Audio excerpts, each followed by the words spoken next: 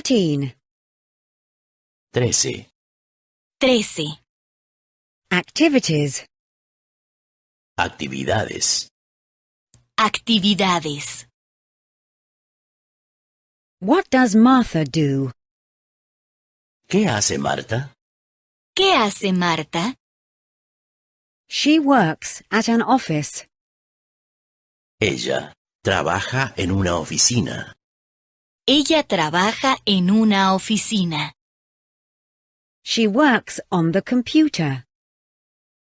Ella trabaja con el ordenador. Ella trabaja con el ordenador. Where is Martha? ¿Dónde está Marta? ¿Dónde está Marta? At the cinema. En el cine. En el cine. She is watching a film. Ella está viendo una película. Ella está viendo una película. What does Peter do? ¿Qué hace Pedro? ¿Qué hace Pedro? He studies at the university.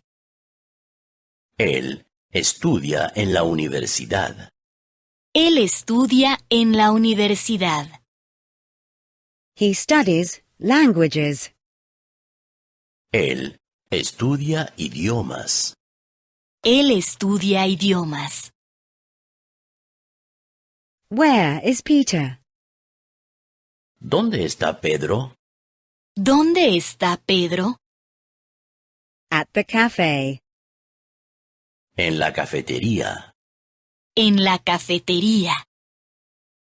He is drinking coffee. Él está tomando café. Él está tomando café. Where do they like to go? ¿A dónde les gusta ir? ¿A dónde les gusta ir? To a concert. A un concierto. A un concierto. They like to listen to music. A ellos les gusta escuchar música. A ellos les gusta escuchar música. Where do they not like to go?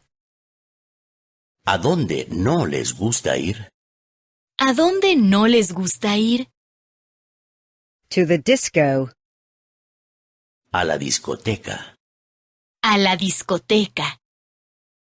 They do not like to dance. A ellos no les gusta bailar. A ellos no les gusta bailar.